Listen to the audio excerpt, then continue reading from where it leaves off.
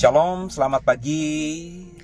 Puji Tuhan kita bisa bangun dengan tubuh yang bugar. Dan mungkin beberapa saudara sudah beraktivitas, sudah ada di jalan, atau bahkan mungkin sudah ada di tempat kerja, tempat usaha, membuka toko dan seterusnya. Dan saya baru ngedrop anak saya, dan saya berhenti di depan persis sekolah anak saya. Saya ingin berbagi kebenaran firman Tuhan. Saya berusaha untuk setiap pagi dari Senin sampai Jumat di live Instagram, baik itu di akun saya atau mungkin nanti selang-seling dengan akun gereja. Saya akan sharing kebenaran firman Tuhan. Dan pagi hari ini sebelum saya sharing kebenaran firman Tuhan kepada saudara, mari kita satu hati kita doa. Bapa yang baik, terima kasih buat hari ini. Kami mengucap syukur, kami boleh bangun dengan tubuh yang bugar. Dan saat ini sebelum kami beraktivitas, berikan hikmat-Mu, rema-Mu, iluminasi pencerahan-Mu Tuhan. Sehingga kami dapat bekal buat menjalani hari ini lewat kebenaran firman Tuhan. Jangan satupun kami yang Kau lalui, kami siap diberkati. Haleluya. Amin. Bapak Ibu, pada pagi hari ini saya mau berbagi dari 1 Timotius pasal yang ke-6 ayat 6 sampai 8. 1 Timotius pasal 6 ayat 6 sampai 8. Demikian firman Tuhan. Saya bacanya pakai terjemahan baru 2 ya. Saya cuma mengingatkan kalau Bapak Ibu nanti meng-cross check dengan Alkitabmu mungkin berbeda, karena mungkin saudara masih memakai terjemahan baru, sedangkan saya sudah menggunakan terjemahan baru 2. Nggak perlu diganti ya, karena itu versi Alkitab kan boleh berbeda-beda ya. Jadi kalau ada berkatnya boleh dibeli, tapi nggak usah dipaksakan juga ya. Sama-sama kita baca 1 Timotius 6 ayat yang ke-6 sampai 8. Memang kesalehan itu kalau disertai rasa cukup memberi keuntungan besar. Sebab kita tidak membawa apapun ke dalam dunia, dan kita pun tidak dapat membawa apa-apa keluar. Asal ada makanan dan pakaian cukuplah. Kalau boleh jujur ya, rahasia kehidupan yang sejati itu sudah terpapar banyak di Alkitab kita. Maksud saya, ayat-ayatnya itu sudah bertebaran di mana-mana ya. Sometimes menggunakan kalimat yang sama, tapi lebih banyak menggunakan kalimat yang berbeda, tapi kerikmanya, intinya tuh sama. Dan Paulus kepada Timotius, anak rohaninya yang menjadi gembala, yang mungkin masih sangat masih muda, jiwa muda, masih tergoda untuk emosional secara kedagingan mungkin. Namanya anak muda ya, masih berusaha untuk bisa menikmati segala-galanya yang indah di dunia. Paulus, sang bapak rohani ini, menulis surat kepada anaknya, Timotius, yang kita baca tadi dalam surat 1 Timotius pasal 6 ayat 6 sampai 8. Dikatakan bahwa kesalehan itu kalau disertai rasa cukup akan memberikan keuntungan besar. Kesalehan ya. Mungkin kita bisa hidup kudus ya. Bapak Ibu berusaha untuk jaga benar, Bapak Ibu berusaha untuk tidak berbuat dosa, tidak menyakiti orang lain, Bapak Ibu berusaha untuk benar-benar berbuat yang terbaik gitu ya. Tapi seringkali apa yang kita ekspresikan dalam perbuatan baik itu tidak disertai dengan rasa syukur ya. Rasa syukur ya. Akhirnya perbuatan baik yang kita lakukan itu menjadi nggak berdampak apa-apa terhadap kita dan terhadap orang di sekitar kita ya. Paulus mengajarkan bahwa kesalehan itu kalau disertai dengan rasa syukur, itu akan menjadi keuntungan besar. Jadi kuncinya tuh rasa syukur, bersyukur ya. Meskipun berat, meskipun penuh rintihan, meskipun penuh dengan cobaan ya, kita lewati padang gurun ya, lembah kelam sekalipun, tapi kalau kita masih bisa narik nafas, masih bisa berbuat baik, masih bisa untuk menjaga iman kita, dan itu disertai dengan makasih Tuhan, itu luar biasa. Saya ngomong ini bukan ngomong kosong, tapi sedang saya hidupi sungguh-sungguh ya. Sometimes nanti kalau sudah melewati ini, saya akan cerita buat saudara, dan saya akan bagi kesaksian hidup saya hari-hari ini. Tapi saya lagi belajar untuk bersyukur senantiasa ya, belajar bersyukur. Meskipun pas buka mata, terus otak mulai berpikir, ada apa nih ya, harus bagaimana nih ya, harus melakukan apa nih ya. Tapi saya belajar untuk mengatasinya dengan paling tidak langsung berkata, makasih Tuhan. Nah kalau kita dalam pengalaman saya ya, ketika mulai akhirnya memaksa diri untuk berkata, makasih Tuhan, itu pikiran-pikiran negatif, pikiran-pikiran liar, yang disebut dengan ketakutan, ya, terus juga kekhawatiran, tiba-tiba bisa sirna aja. Ya. Saya tidak perlu ditumpangi tangan oleh hamba Tuhan. Saya tidak perlu berpuasa berkelebihan begitu ya, yang dilakukan oleh orang-orang yang memang punya pergumulan khusus dan mereka berpikir bahwa mereka bisa dapat jalan keluar dengan berpuasa. Saya tidak bilang berpuasa tidak baik ya. Cuma paling tidak saya belajar untuk mulai mengatasi segalanya dengan ucapan syukur, dengan bersyukur, dengan ucapan yang bukan cuma omong kosong dari lidah, tapi berusaha untuk saya tanamkan di hati saya dengan thank you Tuhan. Paulus mengatakan kepada Timotius, kesalehan kalau disertai rasa cukup memberi keuntungan besar. Kenapa begitu? Kenapa rasa syukur itu penting? Karena kita datang ke dunia ini tidak bawa apa-apa. Kita nanti keluar pun atau mati pun tidak juga bawa apa-apa. Ya. Mungkin beberapa saudara yang mengikuti program ini memang sadar bahwa lahir kita dari keluarga yang biasa-biasa aja. Kita nggak punya apa-apa. Tidak diwarisi apa-apa oleh orang tua. Ya, orang tua kita bisa menafkahi kita tidak sampai kelaparan, tapi ketika orang tua kita meninggalkan kita, orang tua kita tidak mewariskan sesuatu yang bernilai gitu. Tapi hari ini saudara punya, entah itu punya rumah, entah itu punya mobil, punya usaha, entah itu punya nafas. Kita masih bisa bertahan nih, ya. Kita sudah ditinggali orang tua jadi yatim piatu atau jadi yatim atau jadi piatu bertahun-tahun, tapi kita masih bisa bertahan nih. Ya, itu kan artinya apa? Artinya kita terpelihara. Dan seringkali itu tidak kita ingat, tidak kita rekam. Makanya saya selalu berkata, kalau saya tuh tidak pernah mengingat orang yang berterima kasih kepada saya tidak pernah mengingat apa yang sudah saya lakukan buat orang lain, entah itu orang lain saya doakan dan sembuh, orang lain itu saya doakan dan ekonominya dipulihkan. Saya nggak pernah mikirin kayak gitu-gitu. Dengan cara apa? Saya tidak pernah menghubungi secara langsung gitu loh. Ya, bukan tipikal saya menghubungi orang yang sudah saya layani dan berkata kepada saya, Pak Seno kalau ada apa-apa nanti hubungi saya nggak pernah gitu. Ya, meskipun mungkin dalam pergumulan ya, saya dalam pergumulan berat tidak ada seorang pun yang saya hubungi gitu. Sebab bagi saya lebih mengandalkan Tuhan. Kalaupun di masa lalu mereka pernah tolong saya, yaitu karena mereka digerakkan Tuhan. Mereka dijamah Tuhan untuk memberkati saya kebetulan. Ya. Dan saya tidak mau bergantung pada mereka karena saya beriman yang menggerakkan mereka untuk membantu saya atau menolong saya di masa lalu itu adalah Tuhan. Maka saya terus bergantung penuh sama Tuhan. Saya bukan tidak berterima kasih kepada mereka, berterima kasih, tapi saya sadar siapa yang berkuasa atas segalanya. Kita tidak datang dengan sesuatu yang luar biasa. Ya.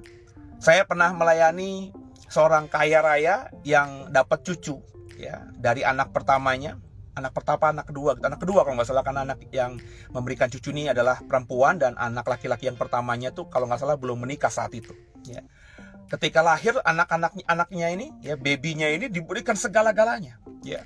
Ketika saya masuk kamar persalinannya, kamar perawatannya, itu balon-balon yang berhiaskan luar biasa ada ya. Terus juga hadiah-hadiah ya. Pokok kamarnya tuh dihias demikian rupa, ada tulisan kalimat pakai balon welcome baby. Ya, saya lupa namanya siapa begitu ya. Saya cuma senyum saja gitu ya. Itu dibuat seindah apapun si baby nggak ngerti apa-apa. Bahkan babynya itu ketika usia baru beberapa hari, biasanya kalau orang-orang kampung cuma dibedong begitu pakai tali bedong, tapi ini sudah dikasih pakaian sedemikian rupa.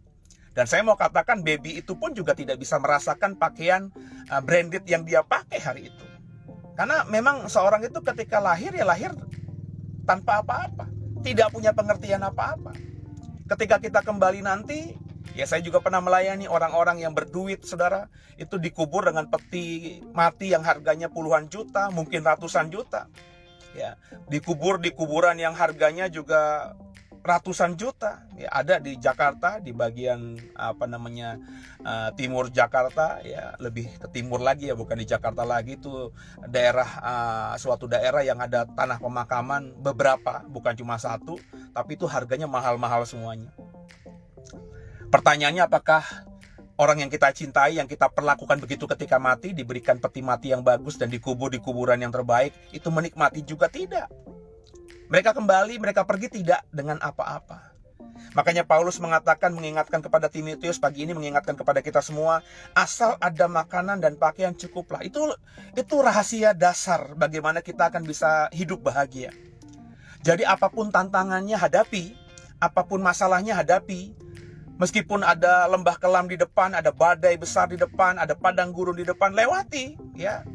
Pokoknya belajar aja melewati semuanya. Jangan jadi orang yang cengeng, orang yang akhirnya menangis, orang yang akhirnya cuma mengasihani diri, orang yang seperti ini akhirnya berhenti berjalan, hanya duduk saja, hanya di tempat saja, sehingga masalah tidak akan terselesaikan dan akan tambah masalah yang baru. Benar nggak, saudara?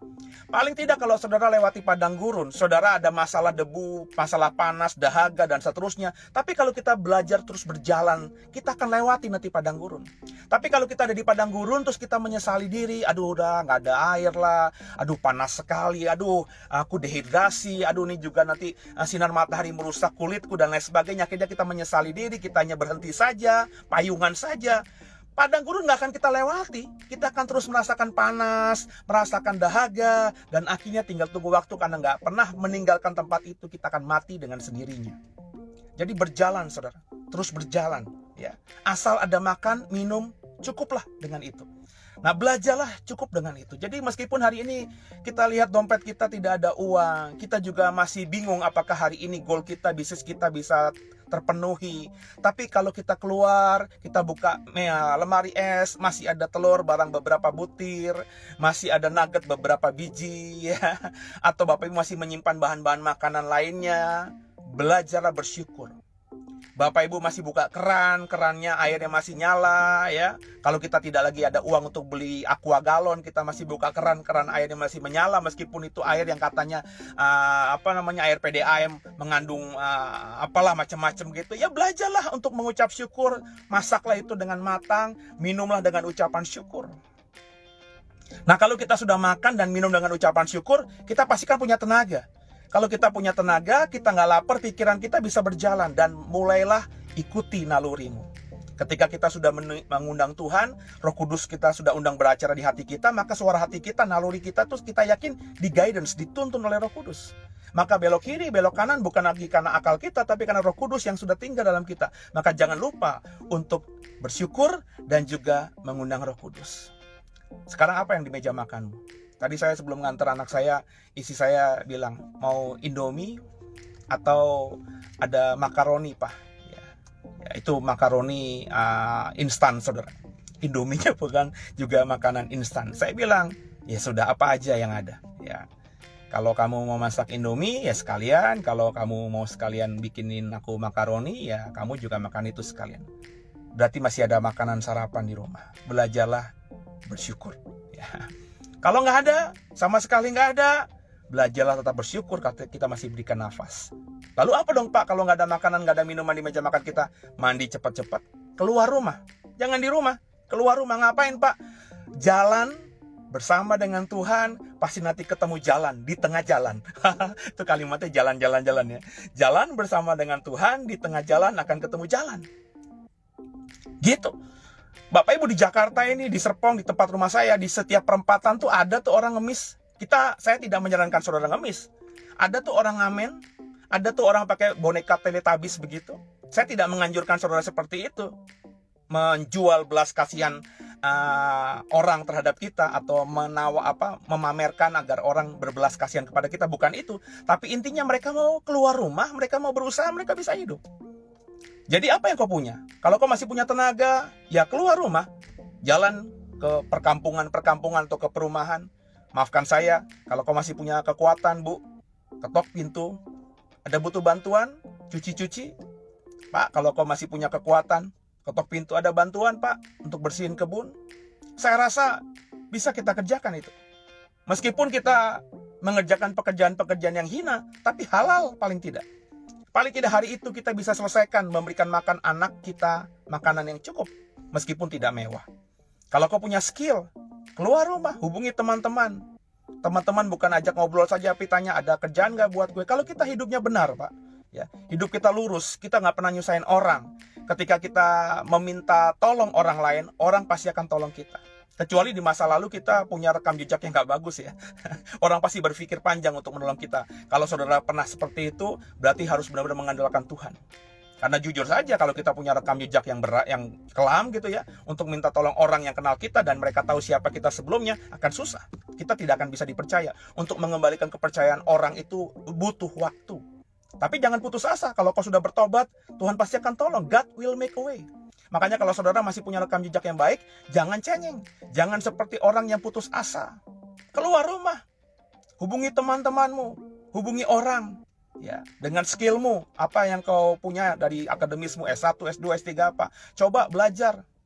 Ya, sekarang ini nggak seperti dulu. Kalau zamannya saya dulu, kalau mau buat lamaran kerja harus punya mesin tik, harus punya komputer dalam artian harus di print, harus pakai amplop, harus beli amplop, harus beli perangko, harus pergi ke kantor pos. Itu butuh uang, Bapak Ibu. Tapi hari ini kita bikin lamaran kerja, ya kita tinggal modal handphone biasa saja. Download aplikasi untuk bikin surat seperti Word dan lain sebagainya. Ya saya nggak tahu ya bahasa tekniknya handphonenya. Terus nongkrong di tempat-tempat yang ada wifi kencengnya, kita bisa ngetik di situ pakai handphone kita. Kita bisa ngirim lamaran ke banyak tempat. Ya, kita nongkrong aja di tempat wifi kurang lebih 2-3 jam. Atau mungkin kalau perlu, kalau kita belum ada kerjaan, seharian penuh di sana. Kalau memang harus beli minum, saya berapa kali lihat di mall begitu ya, ada orang nongkrong di coffee shop di mall itu berjam-jam sampai sampai seharian. Sebab saya muterin mall itu, lewatin itu lagi dia masih ada. Saya sudah ketemu orang di tempat lain, saya muter ke tempat itu dia masih ada. Dengan modal apa? Dengan modal beli kopinya doang. Dia berjam-jam di situ. Ngapain? Pasti ada kerjaan. Karena wifi-nya di situ kenceng. Wifi-nya bisa diminta kalau ada passwordnya. Kita bisa ngirim lamaran kemana saja. Paling nggak itu kerja. Ora et labora. Dan Tuhan melihat itu. Kata Tuhan, kalau kau tidak mau kerja, jangan makan. Ya. Kalau kau mau makan, kerja. Dan saudara itu bukan orang biasa. Saudara biji mata Tuhan. Ya, Tuhan ciptakan dirimu spesial. Ada di benak Tuhan ketika menciptakanku. Nak, aku ciptakan kau seperti ini. Entah itu hitam, putih, kuning, apapun warna kulit kita. Tuhan punya rencana. Kau nanti jadi ini ya nak. Hiduplah sesuai ini ya nak. Karena inilah yang kuberikan sebagai panggilanmu untuk melayaniku di bumi ini. Maka tahu panggilanmu, keluar rumah, kerja, dan jangan lupa bersyukur dalam segala hal. Asal ada makan, asal ada minum, cukuplah dengan itu. Kalau kau benar-benar kerjakan itu, hidupmu tenang. Hidupmu bahagia, nggak ngoyo. Kalau akhirnya kita diberkati punya uang banyak, bisa beli yang lainnya, alhamdulillah. Tapi kalau masih belum bisa karena kondisi ekonomi kita masih berat, selama masih ada makan, minum, meskipun itu hanya nasi dan mungkin telur, belajarlah mengucap syukur. Keluar dari tempat di mana kau berada. Jangan cengeng lagi sebagai anak Tuhan. Kita punya Yesus yang sudah mati buat kita dan berkata di atas kayu salib, tetelestai, sudah selesai, segala kutuk sudah ditanggungnya. Termasuk kutuk kegagalan, kutuk kemiskinan, segala macam kutuk yang datangnya dari dosa dan juga dari kuasa jahat sudah dihancurkannya di atas kayu salib.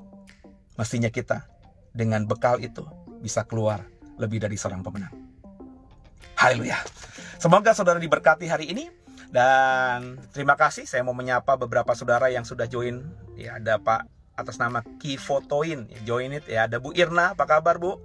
Ada Crimberry, ya, ada Pak Bennett Poli, ya, atas nama Edo Dadedo, ya, ada Bu Lin, ya, ada Bu Rachel, apa kabar Bu Rachel, di mana sekarang? Ya, semoga terus bahagia, diberkati Tuhan, dan dimanapun saudara-saudara berada, ya, ada 2 orang yang paling tidak dari namanya ini yang saya kenal secara personal gitu ya, pernah kenalan, Bu Rachel dan juga Bu Irna ya. Semoga harimu diberkati, terus belajar bersyukur dalam segala hal, terus bersuka cita, dan lihatlah Tuhan akan berkarya. Yuk kita sebelum akhiri kita tundukkan kepala, kita doa. Bapak, kami mengucap syukur buat segalanya. Hari ini kami mau mulai dengan benar, yakni hidup bersyukur. Kami mau hidup kudus, kami mau hidup bersyukur dalam segala hal, karena kami percaya kalau kami bersyukur, Tuhan akan berkati kami. Bersyukur kami akan kami ekspresikan dengan sungguh-sungguh. Tuhan katakan lewat Paulus, asal ada makan, minum, cukuplah dengan itu. Kami tidak lagi mau ngoyo ngejar apapun yang di dunia ini. Kalau akhirnya Tuhan berkati kami dengan menikmati atau kenikmatan dunia ini, puji Tuhan. berarti Tuhan memang mengasihi kami. Kalaupun tidak, bukan berarti Tuhan jahat sama kami, tapi kami belajar untuk mengucap syukur. Dan kami mau lewati hidup kami, tantangan apapun, dengan berjalan terus bersama Tuhan. Kami gak mau jadi lagi orang yang memble, orang yang pengecut, orang yang disebut loser, pecundang, orang yang hanya mengasihani diri, orang yang hanya berputus asa. Sebab kami percaya hari ini bahwa kami ada karena Tuhan menciptakan kami segambar serupa dengan Dia, dengan dirimu, dan Kau ciptakan kami karena Kau punya purpose, punya tujuan, agar kami menjadi seseorang yang bisa melayanimu di bumi ini. Berkati hari kami, agar kami diberkati berlimpah-limpah. Tuhan, berikan kami anugerah-Mu, agar hari ini kami bisa menjadi berkat buat orang lain. Paling tidak orang-orang terdekat kami. Lebih spesifik lagi, paling tidak orang-orang yang kami cintai. Suami kami, istri kami, anak kami, orang tua kami, cucu kami. Kalau kami sudah punya cucu, Tuhan, tolong kami, agar kami hari ini jadi terang, jadi garam, jadi berkat buat orang sekitar kami. Ampuni salah kami, dosa kami. Yesus Kristus, Kaulah Tuhan, Juru Selamat kami yang hidup, dan ke dalam tangan-Mu lah kami serahkan tubuh, jiwa, dan roh kami. Haleluya, terpujilah nama Tuhan. Selamat beraktivitas. Adalah juga udara Bu Nande Domita. Ya, Tuhan berkati. Ya, Tuhan berkati semuanya. Semangat terus. Saya akan bawa dalam doa. Bapak Ibu yang sudah join, ada Pak Prana, Tuhan berkati. Ada Bu Krim Berry Bag. Ya, thank you Pastor ya. Tuhan berkati juga. Ada Bu atas nama Nande Domita, Tuhan berkati. Ada Bu Rachel, Tuhan berkati. Ada Bu Lin, Tuhan berkati. Ada Pak Edo Dadedo, Tuhan berkati. Ada Pak Bennett Poli, Tuhan berkati. Ada Bu Irna, Tuhan berkati. Ada akun Si Fotoin, Tuhan berkati. Semangat terus dalam Tuhan. Terus tersenyum, terus bahagia. Sebar bahagiamu. Kalau kita belum bisa memberkati orang dengan uang kita, paling tidak bahagiakan mereka, berkati mereka dengan kebahagiaan yang bisa kita tularkan. Dengan senyum, orang pasti akan terhibur. Dengan senyum, orang pasti akan bersuka cita. Karena itulah kita diminta Tuhan untuk jadi terang dan garam.